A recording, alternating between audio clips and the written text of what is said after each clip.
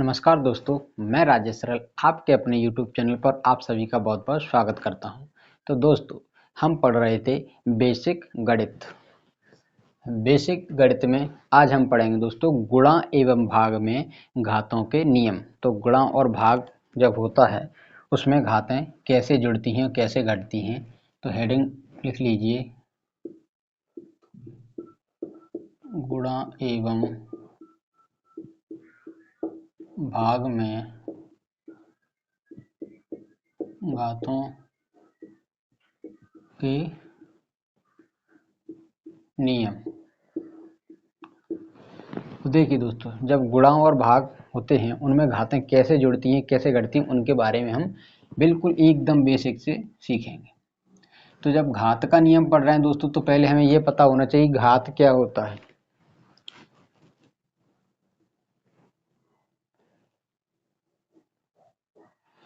आपने कहीं अगर लिखा हुआ देखा हो एक्स स्क्वायर, हमारे जो साथी पहली बार पढ़ रहे हैं वो देख लें। ऐसा अगर लिखा हो एक्स स्क्वायर, मतलब ये नीचे वाली संख्या थोड़ी बड़ी लिखी होती है, ऊपर की थोड़ी छोटी लिखी होती है। तो ये इसको बोलते हैं आधार। मतलब यहाँ जो भी लिखा जाएगा इसको क्या बोलते हैं? आधार। आधार। और ये होता है इसे घात या फिर घातांक, घात या घातांक बोलते हैं। अब देखिए दोस्तों, घात या घातांक आधार भी कुछ भी हो सकता है और घात या घातांक भी हो सकता है। कैसा? पूर्णांक हो सकता है, भिन्नात्मक हो सकता है, दशमलव का हो सकता है। कैसे? जैसे मान लीजिए 1 लिखा हुआ है, 4 लिखा हुआ है, x लिखा हुआ है, y लिखा हुआ है, अंडर रूट x लिखा हुआ है,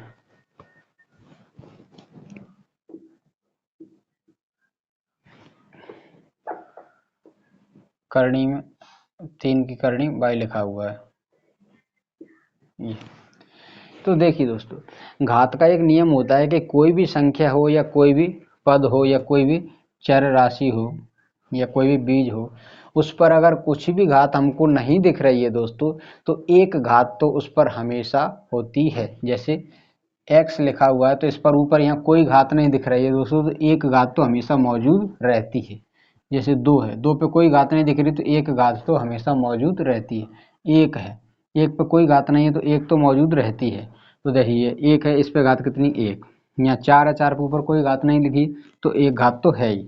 चाहे लगी हो चाहे न लगी हो, एक तो रहती है। वो अपने आप में एक घात का ही मान होता है 1। ऐसे 4 पे एक घात का मान ही होता है 4। तो इस घात को चाहे लगा के रखें चाहे ना रखें।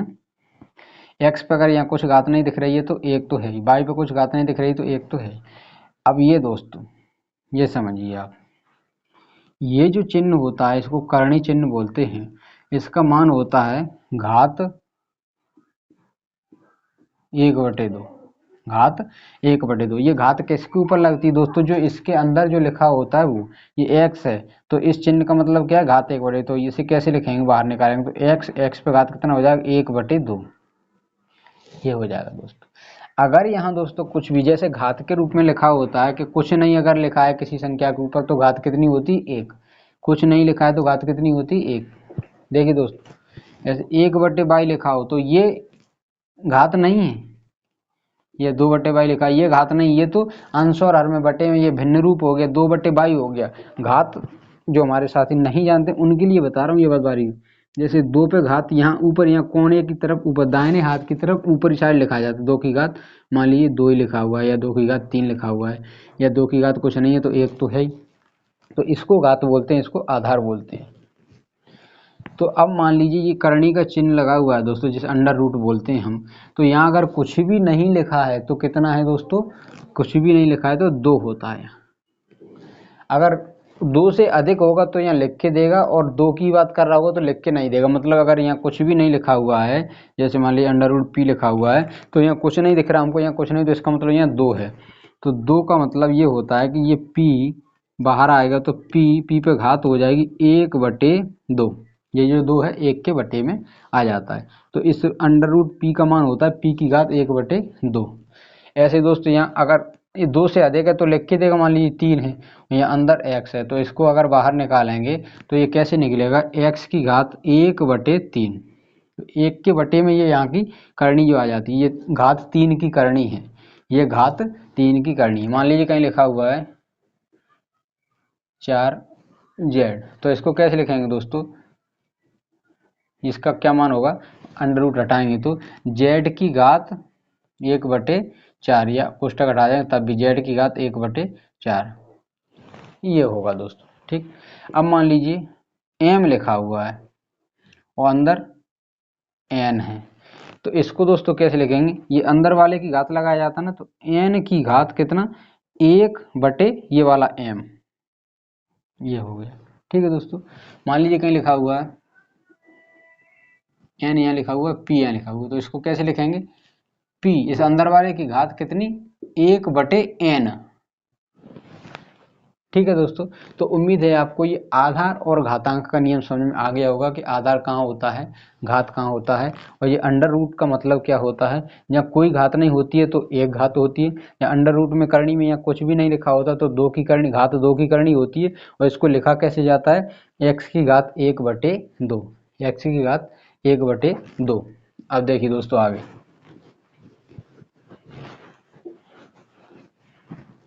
तो बात है बहुत इम्पोर्टेंट, महत्वपूर्ण, घात हमेशा, घात या घातांक हमेशा एक या एक से बड़ा होता है। देखिए दोस्तों, जहां भी आपने देखा x की घात 1 था, या x की घात 3 था, या 2 की घात 1 था, 1 की घात 1 था, तो ये घात है, घात हमेशा कितना, एक या एक से अधिक होगा, कितना भी बड़ा हो सकता है, एक या एक से अधिक। मान लीजिए x की घात 14,536 है, तो ये घात हो गया, कितना है, तो घात में कितना है, 14,536 घात है, तो ये एक से बड़ा है। लेकिन घातांक करनी, जब करनी की बात की जाती है, ये बहुत ही महत्वपूर्ण बात है दोस्तों, दोनों बहुत ही महत्वपूर्ण बात है। करनी में घात या कहें घातांक हमेशा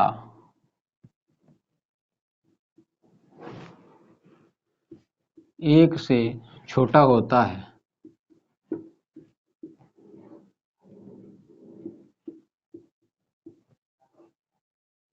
छोटा होता है कैसे दोस्तों, देखिए अभी हमने सीखा है, ये लिखा हुआ है, तो इसका मतलब क्या होता है, x की घात 1/2, तो ये 1/2 एक से छोटा है ना दोस्तों। अगर कहीं लिखा हुआ है करनी 3 p, तो इसको लिखते हैं दोस्तों p की घात 1/3, तो ये मान भी दोस्तों एक से छोटा, 1/3 तो एक से छोटा होगा ना, एक होता है एक, और एक में 3 का भाग देके मतलब 3 इससे करे जा रहे हैं, तब ये 1/3 बन रहा है।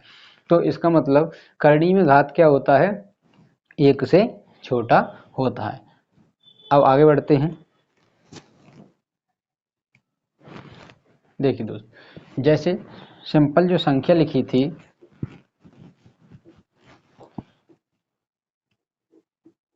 तो इसमें इसको क्या बोल रहे थे, घात, और इसको आधार बोल रहे थे, आधार। अगर रूट में लिखी होती है संख्या, जब ऐसे करणी के रूप में लिखी होती है, तो यहाँ जो लिखा होता है इसको बोलते हैं दोस्तों करणी गत, इसमें रेडी कैंड। और यहाँ जो होता है दोस्तों, यहाँ जो इसको बोलते हैं करणी घात, या फिर या को क्या बोलते हैं, ऑर्डर, या फिर कोटि बोलते हैं, कोटि।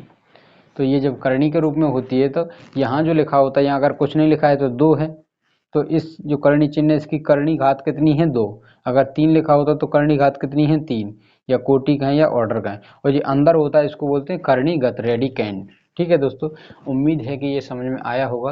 अब आगे बढ़ते हैं, कुछ और नई चीज़ सीखते हैं, सीखे कड़ी को आगे बढ़ाते हुए।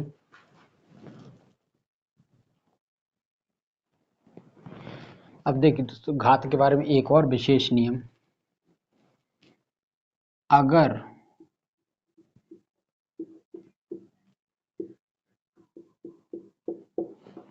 किसी राशि या कहें किसी संख्या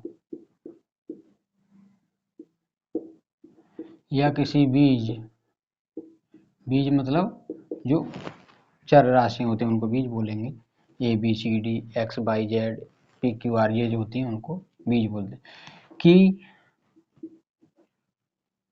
घात शून्य, इसको शून्य मतलब 0 हो तो उस पूरे मान, पूरा जो संख्या लिखी है का मान 1 हो जाता है, तो उसका मान क्या हो जाता है दोस्तों, 1 हो जाता है। कैसे दोस्तों, मान लीजिए x की घात 0 है तो इसका मान भी 1 होगा, 15 की घात 0 लगाए तो इसका मान भी 1 होगा दोस्तों, 20,000 की घात 0 है तो इसका मान भी दोस्तों 1 होगा, 1 लाख की घात 0 है तो इसका मान भी 1 होगा, 14,468 की घात 0 है तो इसका मान भी 1 होगा, x और y की घात 0 है तो इसका मान भी 1 होगा, x गुणा y गुणा z इसकी घात 0 है तो इसका मान भी दोस्तों 1 होगा। तो यहाँ से दोस्तों हमको एक बात समझने में आई कि अगर किसी भी पद संख्या किसी की भी घात अगर 0 बन जाए या 0 हो तो उस पूरे का मान कितना होता है दोस्तों, 1 होता है। कितना होता है, 1। फिर चाहे संख्या कितनी भी बड़ी लिखी हो, अगर उस पर 0 की घात लग गई तो उस पूरे का मान कितना हो जाता है, 1। ये मान आता कैसे है दोस्तों, आप देखिए, सीखिए इसको, ये कॉन्सेप्ट कहाँ से आया है, कैसे आया है, क्यों होता है।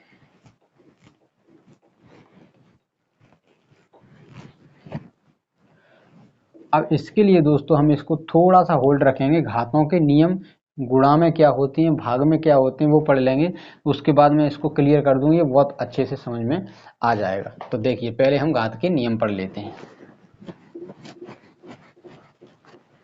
तो पहला नियम है दोस्तों, अब आ रहे हैं अपने नियम। पहला नियम है गुणा में घात का नियम, घातों का नियम। इसमें लिखेंगे दोस्तों, आधार समान होने पर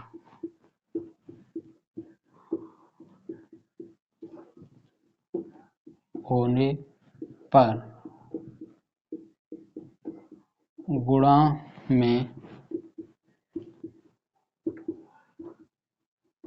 लिखी हुई संख्याओं, अब संख्या कहें दोस्तों तो आप चर अचर दोनों संख्या मान लिया करना, ठीक। लिखी हुई संख्याओं की घातें आपस में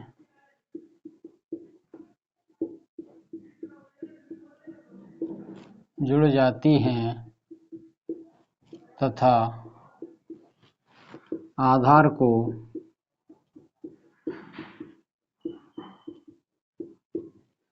एक बार ही लिखते हैं। कैसे दोस्तों, एग्जाम्पल देखिए दोस्तों, उदाहरण से समझते हैं। मान लीजिए कहीं लिखा हुआ है x गुणा x, तो देखिए अभी मैंने पढ़ाया दोस्तों, ये जब जिस पे कोई घात नहीं लगी तो एक घात है, यहाँ भी एक घात है। और ये नियम क्या कहता है, गुणा में घातों का नियम क्या कहता है, आधार समान होने पर गुणा में लिखी हुई संख्याओं की घातें आपस में जुड़ जाती हैं तथा आधार को एक बार ही लिखा जाए। तो यहाँ आधार क्या है दोस्तों, 1, तो आधार को एक बार लिखा जाएगा। घातें यहाँ कितनी, 1, और प्लस यहाँ कितनी, 1, तो कितनी हो गई, 2। तो x की घात कितनी हो गई, 2। इसी को दोस्तों एक्स स्क्वायर पढ़ते हैं या x का वर्ग पढ़ते हैं। ये पहला उदाहरण। दूसरा उदाहरण देख लीजिए दोस्तों, y पे घात 1 लिखा हुआ है, यहाँ y पे घात 3 लिखा हुआ है। तो दोस्तों यहाँ भी, यहाँ y की घात 1 है, यहाँ y की घात 3 है, यहाँ कोई घात नहीं तो 1 लिख सकते हैं। तो y आधार समान है तो आधार को एक बार लिखेंगे और घातें ऊपर जुड़ जाएंगी, 1 + 3, तो क्या हो जाएगा दोस्तों, y की घात 4। मान लीजिए एक और उदाहरण देखिए दोस्तों, z की घात 1 है गुणा जेड की घात 2 है। तो क्या करेंगे, जेड जेड आधार समान है, आधार समान होगा तो ही दोस्तों जुड़ेंगी। गुणा में लिखे हुए हैं और आधार समान है, अगर गुणा में लिखी हुई हैं संख्याएं या राशियां और उनके आधार समान है तो ही घातें जुड़ती हैं। अगर आधार समान नहीं होंगे तो जस का तस लिखी रहेंगे। तो इसका क्या हो जाएगा, जेड की घात 1 प्लस 2 तो बराबर जेड की घात 3। उम्मीद है दोस्तों ये समझ में आया होगा। अभी और उदाहरण लेते हैं, ये तो आपको याद ही है। उदाहरण ले लेते हैं, एक्स की घात p गुणा एक्स की घात q। अब देखिए दोस्तों आधार तो समान है लेकिन घातें हम ऐसी दिख रही हैं कि जुड़ेंगी नहीं। तो इसको कैसे लिख देंगे, एक्स एक्स आधार समान तो एक्स तो एक ही बार लिख जाएगा, ऊपर लिखा जाएगा p प्लस q। अब p और q के जो भी मान हमको मिलेंगे वो उनको रख देंगे तो ये आगे बढ़ के सॉल्व हो जाएगा। उदाहरण है एक्स गुणा वाई गुणा एक्स। इसमें क्या होगा दोस्तों, x तीनों ये गुणा में है तो x की घात यहाँ 1 है, y की घात 1 है, ये से x की घात 1 है। तो x और x दोस्तों है तो ये तो आपस में जुड़ जाएंगे। तो x एक ही बार लिखा जाएगा, इसकी घातें आपस में जुड़ेंगी 1 प्लस 1, ये वाला एक और ये वाला एक गुणा y पे कोई नहीं तो y तो अकेला ही रहेगा। अब यहाँ x की घात तो क्या हो गया दोस्तों 2 और y सिंगल रहेगा तो y की घात 1 लिख लो या ऐसा ही लिखा रहने दीजिए, x की घात 2y। ठीक, या इसी को और लिख सकते हैं, बाई इधर लिख लो कोई फर्क ना पड़ेगा तो बाई एक्स स्क्वायर ऐसे भी लिख सकते हो। तो यहाँ केवल x की घात है दोस्तों, यहाँ y की घात तो 1 है। ठीक है, उम्मीद है कि समझ में आया होगा। एक और उदाहरण लेते हैं हम। अब कौन सा उदाहरण ले लें, 4x गुणा 5x गुणा 3y। तो देखिए दोस्तों 4 5 3 जो संख्याएं जो गुणांक हैं इनको गुणांक बोलते हैं, इनको बीजांक बोलते हैं। तो जो गुणांक हैं ये तो आपस में गुणा हो जाएगा, 4 5 20 30 60, कितना हो गया 60। 4 गुणा 5 गुणा 3, 4 5 20 30 60। अब x और x दोस्तों कितनी बार है, 2 बार। तो x प्लस 1 प्लस x की घात 1 यहाँ की 1 यहाँ की, तो x की घात 2 हो गया और गुणा का चिन्ह लगाया। y कितनी बार है, एक ही बार है। y का 3 तो पहले इसी में शामिल कर लिया, तो y 3 बार है तो एक ही बार है तो एक बार लिख लिए। तो 60 x की घात 2 और y की घात 1, तो 60 एक्स स्क्वायर वाई, या ऐसे लिख सकते हैं 60 वाई एक्स स्क्वायर। उम्मीद है दोस्तों ये समझ में आ रहा होगा। और उदाहरण देखते हैं,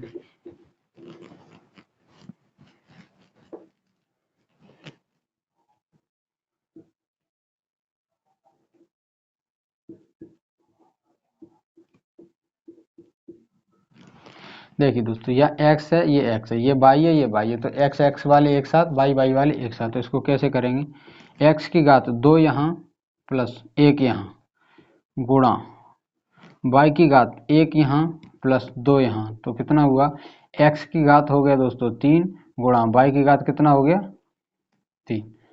इसी को ऐसे भी लिख सकते हैं, गुणा का चिन्ह हटा दो तब भी रहेगा तो चिन्ह गुणा का, अगर कोई चिन्ह नहीं लगाए बीच में तो गुणा का चिन्ह तो है ही, y की घात 3 ऐसे लिख लेंगे। अब देखिए दोस्तों और आगे बढ़ते हैं। आज आपको घातांक के बारे में बिल्कुल कंफ्यूजन नहीं रहेगा, बिल्कुल दूर हो जाएगा कंफ्यूजन।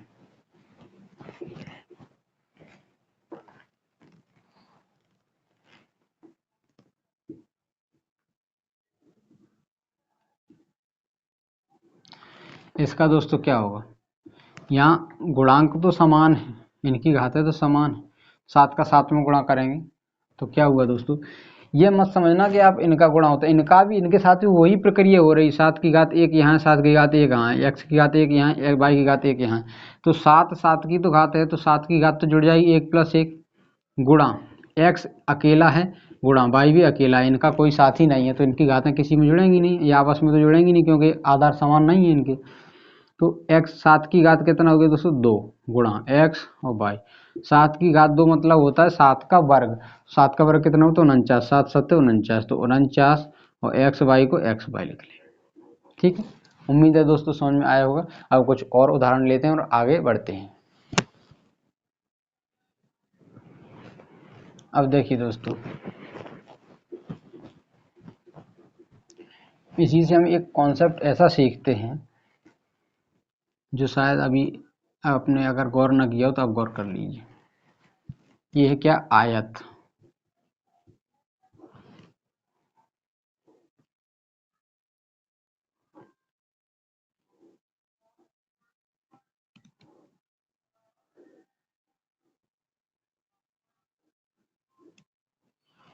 ये है घनाभ।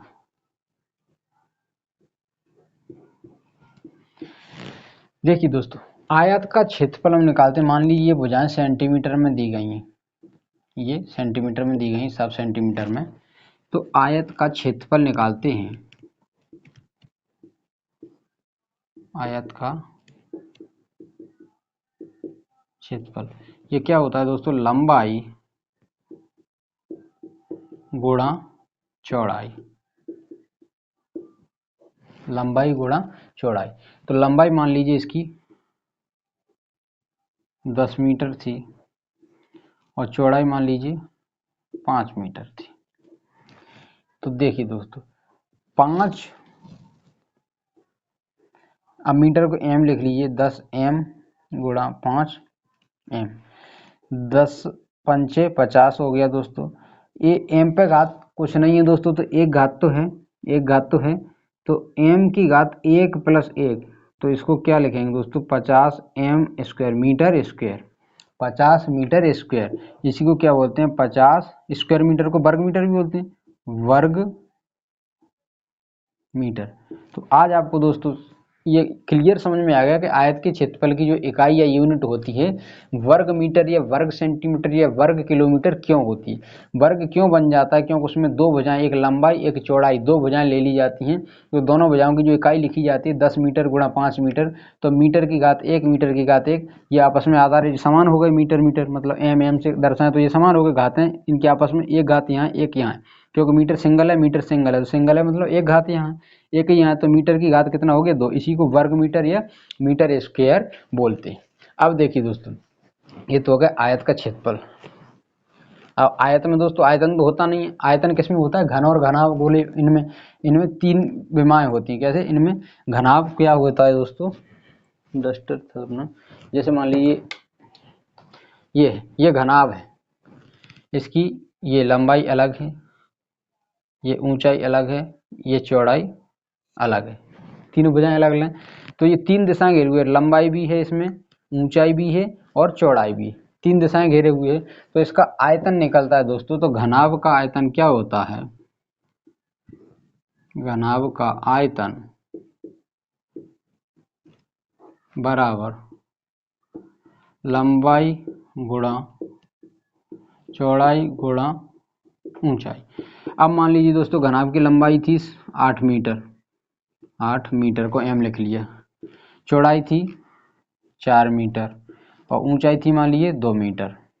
ठीक, तो अब इनका जब गुणा करेंगे, ऐसा मैंने 8x 8y ऐसे लिखा था ना, तो 8 चौके 32, 32 दूनी 64, या इधर से करो 2 चौके 8, 8 8 64 गुणा m दोस्तों, यहाँ एक बार है, यहाँ एक एक, तो एक m यहाँ, एक घात m की यहाँ, एक घात m की यहाँ, m मतलब मीटर है, तो यहाँ इसमें m आधार हो गया और आधार की घात कितना, 1। यहाँ तीनों जगह आधार समान है, m m m, तो और घात कितनी है, 1 1 1। घातें अलग अलग भी कुछ भी हो सकती थी अगर कहीं सॉल्व करेंगे, ये मत समझना कि आधार m m है तो घात भी सेम होगी, नहीं। यहाँ तो सिर्फ हम ये नियम लगाते हैं कि आधार समान है तो घातें आपस में जुड़ जाएंगी, घातें चाहे कुछ भी रही हो। तो यहाँ m की घात कितना हो जाएगा दोस्तों, 1 + 1 + 1, तो 64 m की घात 3। इसी को दोस्तों पढ़ते हैं 64 metre cube, metre cube, cube मतलब घात 3, या 64 घन मीटर, घन मीटर, 3 की घात लगी होती है तो उसको घन बोला जाता है, तो घन मीटर। तो दोस्तों आयतन का भी आपको समझ में आया होगा कि घनाभ का आयतन कहाँ से बनता है। तो दोस्तों आज हमने पढ़े हैं गुणा में घातों के नियम। कल दोस्तों हम भाग में घातों के नियम पढ़ेंगे कि भाग में जब घातें होती हैं, आधार समान होते हैं, तो घातें किस प्रकार से घटती हैं, और बराबर के जब इधर से इधर जाती हैं, अंश से जब हर में जाती हैं, हर से जब अंश में पलटी जाती हैं, तो घातों के नियम किस प्रकार से कार्य करते हैं और घातों के चिन्ह किस प्रकार से पलटे जाते हैं। तो आज हम अपनी क्लास को यहीं रखते हैं। और दोस्तों आप कमेंट बॉक्स में अपनी राय जरूर दिया करें कि आपको ये क्लास कैसी लग रही है, और आपको अगर ये क्लास महत्वपूर्ण लग रही है, अगर सीखने को कुछ मिल रहा है, तो आप अपने छोटे भाइयों और आपके दोस्त जो भी आपके साथ तैयारी करना चाहते हो उनको भी ये क्लास शेयर कर सकते हैं। और आपको अगर समझने में कोई दिक्कत आ रही है तो कमेंट बॉक्स में आप अपनी समस्या को बता सकते हैं। मैं उम्मीद होगी जहाँ तक मैं आपका समस्या का समाधान करूंगा। और अगर आपका कोई सुझाव है कि क्लास में कोई सुधार चाहिए तो वो भी आप कमेंट बॉक्स में अपनी राय बता सकते हैं। तो मिलते हैं अगली क्लास में, इसी को आगे बढ़ाएंगे अगली क्लास में। तब तक के लिए अपनी पढ़ाई जारी रखिए, तैयारी को करती रहिए, व्यस्त रहिए, मस्त रहिए और मुस्कुराते रहिए। मिलते हैं अगली क्लास में। नमस्कार, धन्यवाद।